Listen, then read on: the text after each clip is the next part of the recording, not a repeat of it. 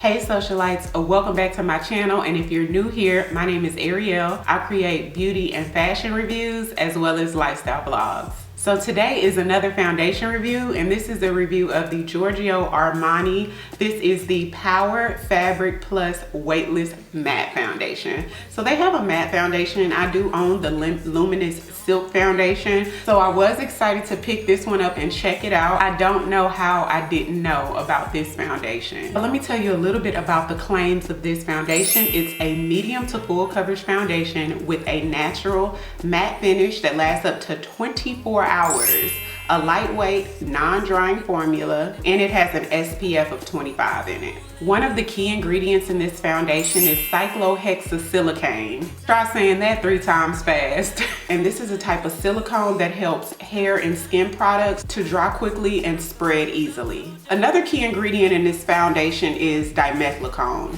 And this is another silicone-based product that's commonly found in skincare to help protect the skin. I did pick this foundation up from Sephora and it retailed for $69. So if you want to see how I got this look using this Giorgio Armani Weightless Matte Foundation, then keep on watching. Okay, you guys, so this is the foundation here, the Giorgio Armani Power Fabric Plus Weightless Matte Foundation. So I did get it in the color 10, which I believe was the closest shade to my color.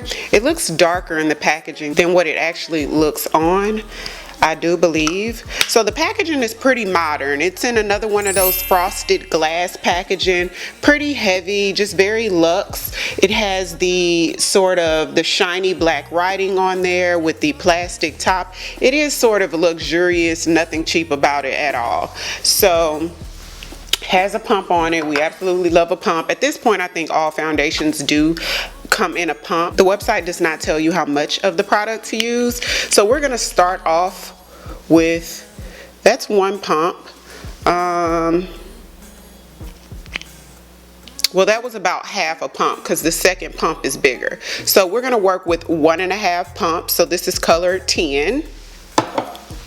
And the website does recommend that you use their blending brush, which looks similar to one of those flat foundation brushes. This is what it looks like, except it's a little thicker than this. I do not like using these brushes for foundation at all. So I'm going to use the Hourglass foundation brush, which is a very dense foundation brush because theirs is dense as well. It's just flat. I don't like to work with the shape of those brushes for some reason. So the consistency of this product is like a medium consistency. I would say along the lines of thicker, on the thicker spectrum.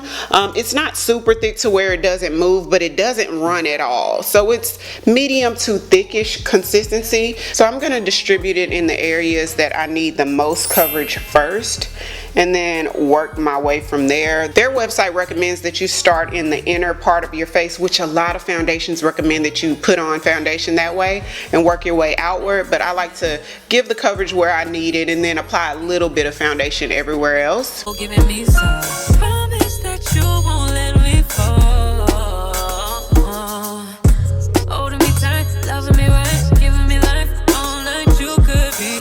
So the color match does look pretty good. I have not worked with a foundation this sort of full coverage in a very, very long time. This is full on coverage, you guys. So I do have a lot of product left. I would recommend using no more than 1 pump, and you probably won't even use the full 1 pump. Distribute it before you blend it out because this is one of those super full coverage foundations. As you can see, super full coverage, definitely matte. I don't see shine or sheen anywhere, so it definitely gives matte. For concealer today, I'm going in with my Huda Beauty Faux Filter Concealer. This is in the color 6.5G. Promise that you won't let me fall. Holding me tight, loving me right, giving me life. And then using my beauty blending sponge from Real Techniques, I'm going to blend out my concealer, starting from the outer edges, working my way inward. So up here, I'll be starting on this outer edge, working my way inward, going down that way. You could do damage. You could do damage. You could do damage. Oh, you could do damage. Oh, you could do damage. For cream contour today, I'm going in with the Huda Beauty. This is the Tantour Contour Cream in the shade medium. And I'm gonna use a Real Techniques R1200 brush for that.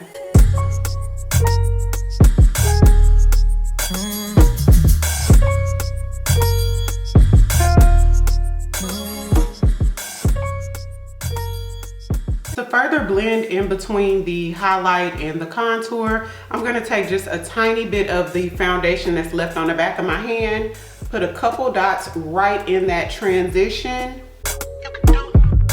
and then use the same sponge to blend. This is gonna give me more of a seamless transition in between the two. If you got it, it ain't a question.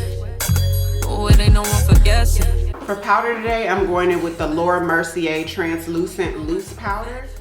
I like to pour some in the cap and work off of this, makes it a little easier. And apply that using the same beauty blending sponge. Manage, yeah. Open with me, oh, we could be closer to me, oh, giving me some. Promise that you won't let me fall. Holding me tight, loving me right, giving me life. Telling me lies, making me cry, wasting my time the whole time. So just be careful what you take for granted. Yeah. I'm gonna take a fluffy MAC powder brush, and blend the powder all over. Could do damage, yeah. Worry about it, I'm putting pressure. You'll only cut me if I let you. No, we ain't doing this just for pleasure. This foundation does have 30 shades to choose from, and about 9 of those shades will work for African American skin tones. Using the Absolute New York Pro Bronzer in the color Dark, I'm gonna bronze my skin with this. Only for me, oh baby, I caught it. Oh, we could be whatever you want, call it. Promise that you won't let me fall. Holding me tight, loving me right, giving me life all night. Going in with the Charlotte Tilbury Airbrush Finish Powder in the color 2, just to brighten up in the inner corners.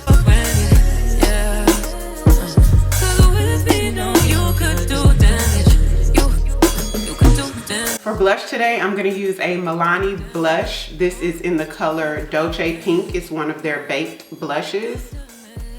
And I'm going to use a duo fiber brush from MAC Cosmetics.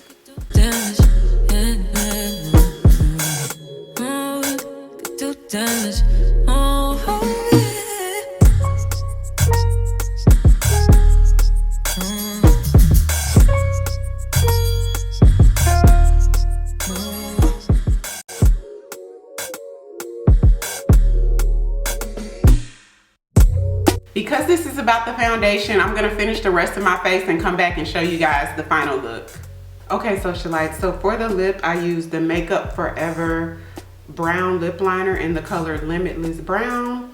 And then I just put a NYX Butter Gloss on top, and this one is in the color Bit of Honey. So this is the final look. Like I said, y'all, this is a very full-on coverage foundation.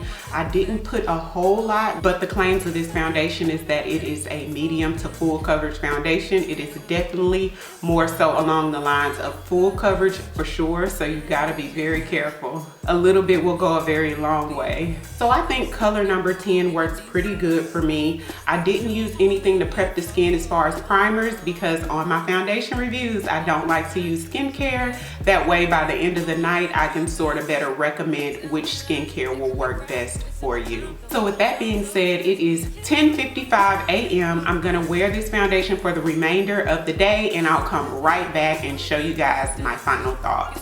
Hey socialites, so I am back, and it is around 8 hours later. It is now, let's see, 7:51, almost 9 hours, almost right at 9 hours later, and this is what we have. So you guys, as far as how oily the foundation got, you see the shine here, you see shine on the forehead, around the brow area.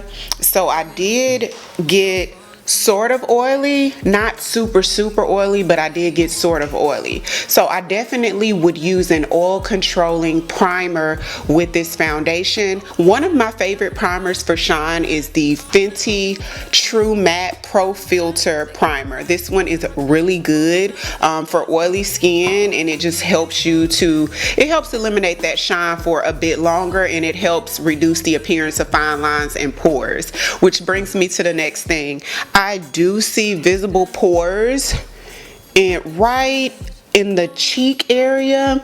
I do see visible pores, but like I said, using a good primer is going to help eliminate those signs of pores and fine lines. So as far as oxidation, the foundation did not oxidize much, which is a great thing. It pretty much stayed the same color. Is it for women with the oily skin? I think you can get away with it as long as you wear a good primer that is oil controlling, a good mattifying primer. For the shine, the way I would touch this up is take a tissue. You want to blot the areas where you see the shine.